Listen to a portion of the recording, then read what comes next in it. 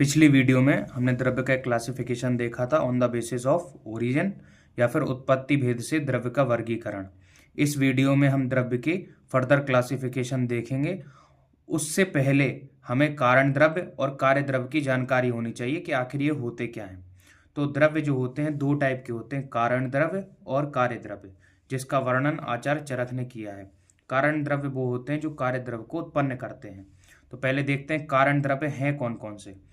तो आचार्य चरक ने सूत्र स्थान के चैप्टर 1 में बोला है, खादिन्यात्मा मनः कालो दिशश्च द्रव्य संग्रह। तो खा प्लस आदि, खा मतलब आकाश, तो आकाश वायु अग्नि जल और पृथ्वी, तो ये 5 महाभूत आकाश वायु अग्नि जल और पृथ्वी प्लस आत्मा मन काल और दिशा, तो टोटल कितने हो गए 9। तो 9 कारण द्रव्य होते हैं। फिर इसके बाद उन्होंने बताया कार्य द्रव्य के बारे में। तो उन्होंने बोला सेंद्रियम चेतनम द्रव्य निरिंद्रियम अचेतनम। तो कार्य द्रव्य कितने टाइप के होते हैं, चेतन और अचेतन। चेतन का मतलब क्या होता है, चेतन मतलब जिनमें कॉन्शियसनेस हो, लाइफ हो, तो वो चेतन होते हैं। अचेतन जिनमें लाइफ ना हो, कॉन्शियसनेस ना हो, जिनमें इंद्रिय ना हो, निरिंद्रिय हो, बिना इंद्रियों के हो, तो वो अचेतन होते हैं। तो कार्य द्रव्य का 2 टाइप क्या है, चेतन अचेतन। तो कारण द्रव्य से ही कार्य द्रव्य बनते हैं, और कारण द्रव्य के अतिरिक्त जितने भी द्रव्य संसार में वो क्या है, कार्य द्रव्य है। मतलब इन 9 को छोड़ दो, अगर ये 5 महाभूत और ये आत्मा मन काल और दिशा को छोड़ दो, तो बाकी जितने भी द्रव्य और सब्सटेंस आपको मिलेंगे वो कार्य द्रव्य होंगे। अब कार्य द्रव्य क्या है, तो कारण द्रव्यों के अतिरिक्त सृष्टि के सभी कार्य द्रव्य कहलाते हैं, जो मैंने समझा दिया आपको। कार्य द्रव्यों की उत्पत्ति कारण द्रव्यों से होती है। तो कार्य द्रव्य किससे बनते हैं, कारण द्रव्य से बनते हैं। यथा जैसे कि हरितकी आम्लकी आदि। द्रव्य गुण शास्त्र में केवल कार्य द्रव्यों की ही उपयोगिता है। मतलब हम लोग ज्यादातर कौन से द्रव्य यूज करते हैं, कार्य द्रव्य, इसलिए इसमें केवल कार्य द्रव्यों आहार और औषध का ही वर्णन किया जाता है। इसलिए द्रव्य गुण में जब भी हम पढ़ते हैं तो हम कार्य द्रव्यों के बारे में पढ़ते हैं। कार्य द्रव्य से ही ट्रीटमेंट होता है और शरीर का पोषण भी होता है। तो कार्य द्रव्य कितने टाइप के होते हैं, 2 टाइप के होते हैं, चेतन अचेतन। अब चेतन और अचेतन के भी फर्दर टाइप्स हैं, वो भी देख लेते हैं।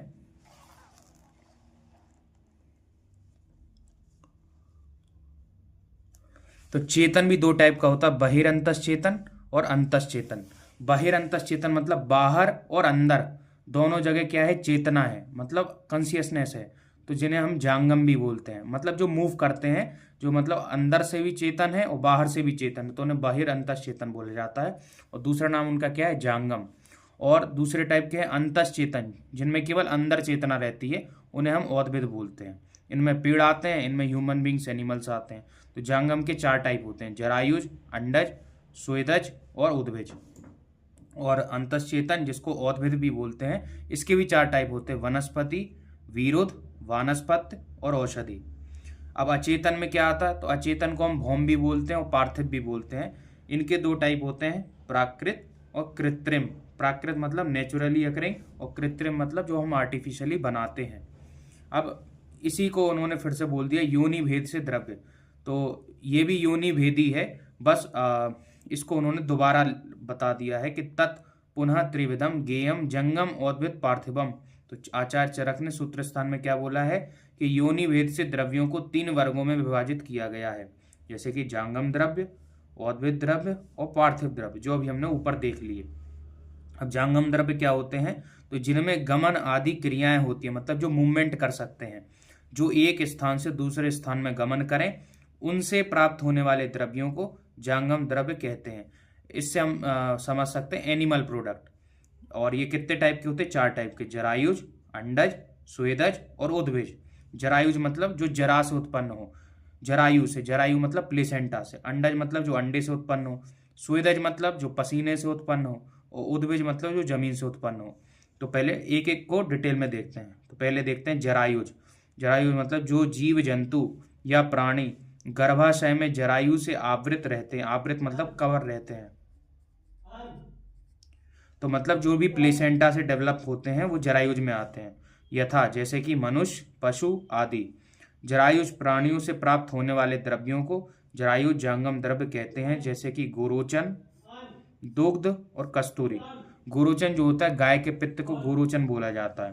और गाय से हमें दूध भी मिलता है, भैंस से भी मिलता है, और दूसरे जानवरों से भी बहुत सारी चीज़ें मिलती हैं। कस्तूरी जो होती है हिरण से मिलती है। ये एक सुगंधित द्रव्य है जो हिरण में ही पाया जाता है। अब हम पढ़ेंगे अंडज प्राणी। अभी हमने क्या देखा? अभी हमने देखा जरायुज, अब हम देखेंगे अंडज प्राणी। तो अंडज प्राणी क्या है? जो जीव अंडे से जन्म लेते हैं उन्हें अंडज कहते हैं। जैसे कि पक्षी, सभी सर्प आदि, जितने भी सांप आपने देखे होंगे, पक्षी देखे होंगे, जितनी बर्ड्स होती हैं वो अंडे से ही जन्म लेती हैं। तो उनसे प्राप्त जो भी द्रव्य हम यूज करेंगे उन्हें क्या बोलेंगे? अंडज जांगम द्रव्य।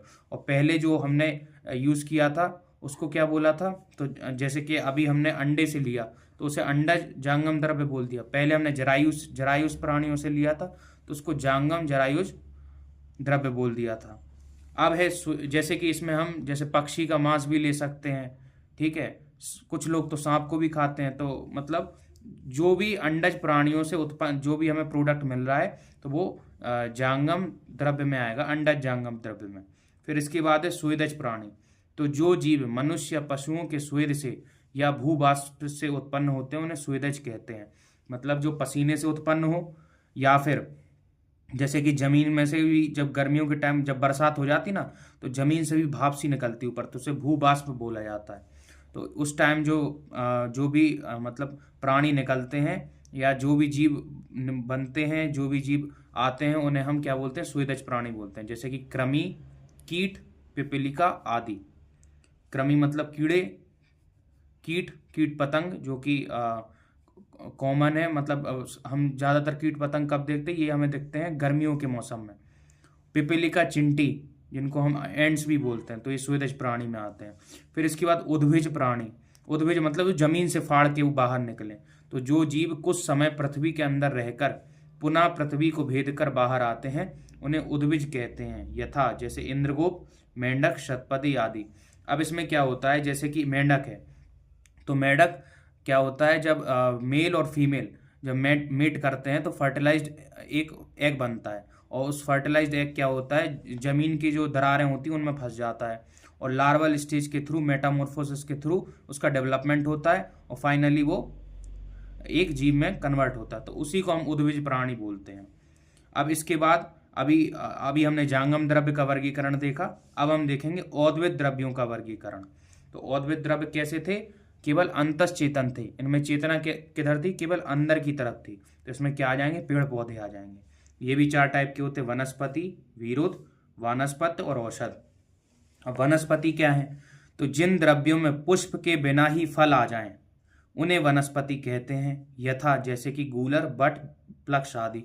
बट मतलब बरगद। और ये वस्तुतः बड़े वृक्ष होते हैं। अब देखिए वनस्पति में क्या है? केवल आपको फल दिखेंगे तो वो वनस्पति है। केवल एक चीज आपको याद रखनी है, जिनमें फल दिख रहा है वो वनस्पति है, और ये बड़े ट्रीज होते हैं, मतलब टॉल ट्रीज होते हैं। फिर इसके बाद विरुद्ध मतलब जिनमें शाखाएं होती हैं, जिनके प्रतान निकलते हैं उन्हें विरुद्ध कहते हैं। यथा प्रसारिणी, कुश आदि। विरुद्ध द्रव्यों के अंतर्गत सभी लताओं और गुल्मों का समावेश करना चाहिए। जितने भी कमजोर प्लांट्स होते हैं और श्रब्स होते हैं वो किस में आते हैं? विरुद्ध में आते हैं। जैसे कि मान लीजिए ये कोई प्लांट है और ये एक विरुद्ध है, तो विरुद्ध जो है इसके सपोर्ट की मदद से ग्रो करेगा। तो ये देखिए शाखाएं कितनी सारी निकल आई, लताएं निकल आई, तो ये विरुद्ध हो जाएगा। फिर इसके बाद है वानस्पत्य। तो वनस्पति में क्या था? केवल फल दिख रहा था आपको, फल दृष्टिगोचर था। लेकिन वानस्पत्य में क्या है? पुष्प और फल दोनों दिखेंगे। जिनमें पुष्प के बाद फल आए, अर्थात जिनमें पुष्प और फल दोनों स्पष्ट रूप से आते हैं उन्हें वानस्पत्य कहते हैं। जैसे कि आम और जामुन आदि। इसमें क्या होता है? मीडियम साइज के ट्री आते हैं। ऋग्वेद में वानस्पत्य के लिए वनिन शब्द आया है। ये इंपॉर्टेंट है। ऋग्वेद ने क्या बोला है वानस्पत्य के लिए? वनिन। और आचार्य सुश्रुत ने वानस्पत्य को वृक्ष की संज्ञा दी है। किसकी दी है? वृक्ष की संज्ञा दी है। अभी हमने क्या करा? औद्भिद द्रव्यों का वर्गीकरण है वो देख रहे हैं। अब इसका चौथा टाइप देखते हैं औद्भिद में ही, औषधि।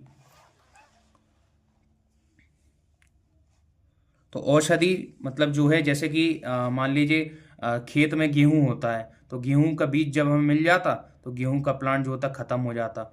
तो मतलब एक बार उसने फल दे दिया और अपने आप नष्ट हो जाएगा। तो जो औद्भिद द्रव्य फल पकने के बाद स्वयं नष्ट हो जाएं उन्हें औषधि कहते हैं। क्या कहते हैं? उन्हें हम औषधि कहते हैं। अब जैसे कि एग्जाम्पल गेहूं, तिल, यवा, दूर्वा आदि कई सारे एग्जाम्पल हैं। आप केवल एक गेहूं या गोधूम को याद रखो। अब द्रव्य गुण ने औद्भिद द्रव्य का अलग तरीके से क्लासिफिकेशन किया, नाम बदल दिया केवल। जैसे कि उन्होंने वृक्ष बोला तो वृक्ष में हम वनस्पति और वानस्पत्य दोनों रख सकते। लता और गुल्म, तो लता और गुल्म में हम विरुद्ध रख सकते हैं। छुप जो है उनमें औषधि रख सकते। तो ये द्रव्य गुण शास्त्र ने इसका क्लासिफिकेशन किया है।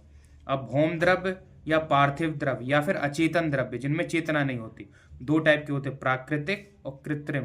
प्राकृतिक मतलब जो कि नेचुरल होते हैं, नेचुरली अकरिंग होते हैं, नेचर में पाए जाते हैं, जैसे कि गोल्ड है, सिल्वर है, आयरन है। कृत्रिम मतलब जो कि हम बनाते हैं, आर्टिफिशियल,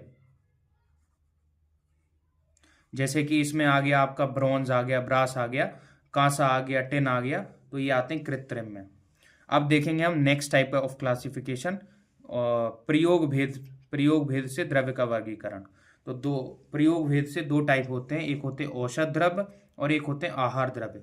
औषध मतलब जो कि हम मेडिसिनल पर्पज से जो भी द्रव्य का यूज करते हैं वो औषध द्रव्य में आते हैं, किसी भी हम डिजीज को ट्रीट करने के लिए जो करते हैं। और आहार द्रव्य जो हम नॉर्मली खाते हैं जिससे धातुओं का पोषण होता है। अब ध्यान रखने वाली बात क्या है कि जो औषध द्रव्य होते हैं वो वीर्य प्रधान होते हैं और आहार द्रव्य जो होते हैं रस प्रधान होते हैं। वीर मतलब होता है पोटेंसी या फिर पावर। जैसे नहीं बोला जाता कि ये टेबलेट है इतने पावर की है, इसको इतना खाना चाहिए। तो औषध द्रव्य, तो औषध द्रव्य वीर्य प्रधान होते हैं, अर्थात जिनके प्रयोग से शरीर में प्रधानतया वीर्य संज्ञक शीत उष्ण आदि गुणों की उत्पत्ति होती है। वीर्य जो होता है आचार्य चरक ने दो टाइप का बताया है, एक तो उष्ण वीर्य होता है, एक शीत वीर्य होता है। तो उससे क्या होता है, हम व्याधि का ट्रीटमेंट करते हैं, जिनका मुख्य कार्य व्याधि का उपचार करना वह औषध है। औषध द्रव्यों का प्रयोग विशेष उद्देश्य हेतु एवं योजना करके विशेष अवस्थाओं जैसे कि रोग अवस्था में करने का निर्देश दिया जाता है, जैसे सौंठ, पिपली आदि। तो औषध द्रव्यों से सीधी बात यह है, एक ही बात आपको याद रखनी है, वीर्य प्रधान होते हैं और हम इससे व्याधि का उपचार करते हैं, रोग अवस्था में देते हैं। अब आचार्य चक्रपाणी ने औषध द्रव्य को 3 पार्ट में डिवाइड किया है, एक तीक्ष्ण वीर्य द्रव्य या फिर उत्तम वीर्य द्रव्य, मध्य वीर्य द्रव्य या मृदु वीर्य द्रव्य। तो मतलब ये जो तीक्ष्ण या उत्तम वीर्य द्रव्य है इसकी जो पोटेंसी होगी, पावर होगी, वो हाई होगी, तो इसको हम कम क्वांटिटी में दे सकते। मध्यम वीर्य मीडियम पावर के होंगे और मृदु वीर्य जो है उसमें पावर कम होगी। जैसे है ना कि कोई टैबलेट है तो इतने पावर की है, तो ज़्यादा पावर की है तो कम देना, मिडिल मतलब कम पावर की है थोड़े ज़्यादा भी दे सकते। अब हम देखते हैं आहार द्रव्य।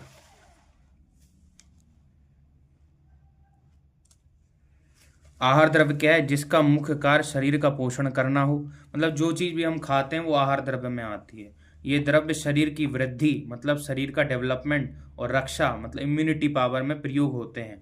ये रस प्रधान है, ये चीज इंपॉर्टेंट, ये रस प्रधान होते हैं, अर्थात जिनके उपयोग से मुख्यतया रस तथा उत्तरोत्तर अन्य धातुओं का पोषण होता है।